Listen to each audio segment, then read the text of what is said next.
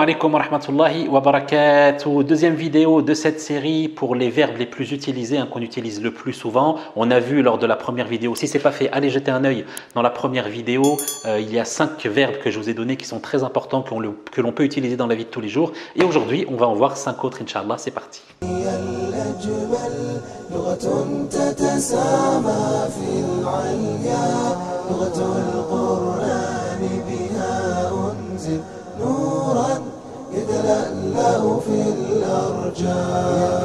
بسم الله الرحمن الرحيم الحمد لله رب العالمين اللهم صل وسلم على محمد وعلى آله وصحبه أجمعين. Premier verbe que l'on va voir aujourd'hui, c'est un verbe qu'on utilise très souvent, et bien c'est être. Le verbe être. Donc dans la langue arabe, le verbe être, parfois on ne l'utilise pas parce qu'on n'en a pas besoin, il est sous-entendu, mais si on veut l'utiliser, eh bien on l'utilisera de cette manière-ci, et moi je vais vous apprendre aujourd'hui à l'utiliser dans le passé. Dans le passé, on dira kuntu, j'étais. Si par exemple, avant d'écouter cette vidéo, tu étais assis, eh bien tu diras kuntu jalisan, j'étais assis. D'accord? Kuntu fil Maghrib, j'étais au Maroc. D'accord? Kuntu fil Jazair, j'étais en Algérie. Kuntu.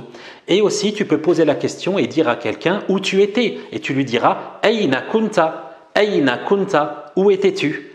Où tu étais. D'accord? Aïna kunta. Donc voici pour le verbe, c'est le verbe kana, donc kuntu pour dire j'étais, ou encore Aïna kunta pour dire où tu étais. Et donc si je te dis Aïna kunta, tu me diras kuntu fil bayt, j'étais à la maison. Kuntu fil masjid, j'étais à la mosquée. Kuntu ma'a sadiqi, j'étais avec mon ami. D'accord? Etc. Kuntu fil madrasa, j'étais à l'école.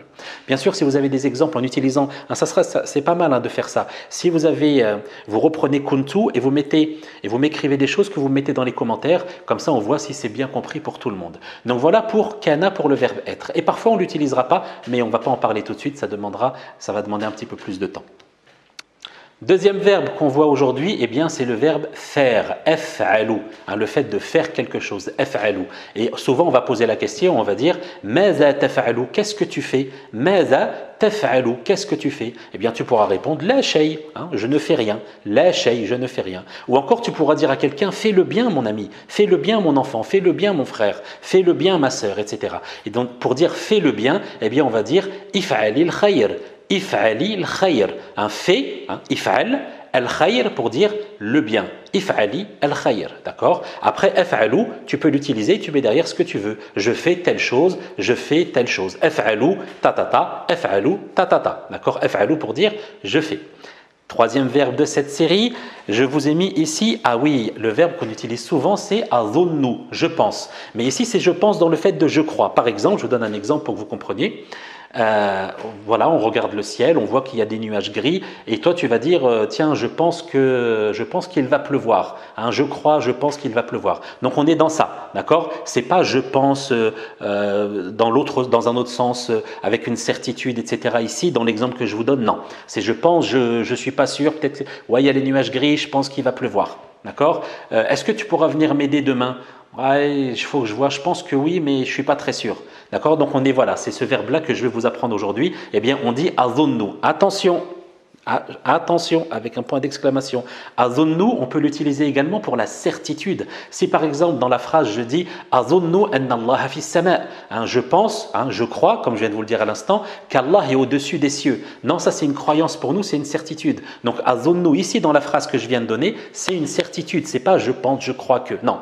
Donc ça dépendra de la phrase qu'on va utiliser. Mais dans ce que je vais vous donner tout de suite, eh bien sachez que vous pouvez l'utiliser dans je pense, je crois que. Et on dira azunnu. Azunnu. D'accord? Tu vas dire par exemple, est-ce que Ali va venir? Une personne qui s'appelle Ali, est-ce que tu penses que Ali va venir? Azun. Oui, je pense. Dans le sens où oui, je pense qu'il va venir. Je ne suis pas sûr, il y a une incertitude, mais je pense. D'accord? Donc on dira azunnu pour ceci. Ensuite, un truc très important, c'est donne-moi. Et pour dire donne-moi, on va dire a'tini. A'tini, donne-moi le hatif, a'tini le hatif, donne-moi le téléphone, a'tini le hatif, a'tini le nuqoud, donne-moi de l'argent, a'tini le mouse, donne-moi la banane, a'tini alat al-tahakkum, donne-moi la télécommande, a'tini pour dire donne-moi. Et le contraire, pour dire prends, eh bien nous dirons khudh, et ce sera notre 5e mot et dernier mot de cette vidéo, khudh pour dire prends. Khudh pour dire prends, et si tu veux le dire et tu parles à une femme, eh bien tu lui diras khudhi, Khouzi. Donc voilà pour cette série. Barakallahu fikum. Apprenez tous ces mots-là bien comme il faut, dans votre petite tête, dans vos cœurs. Utilisez-les le plus souvent possible. Et moi je vous dis à la prochaine. Hafidakumullah. Assalamu alaikum wa rahmatullahi wa barakatuh.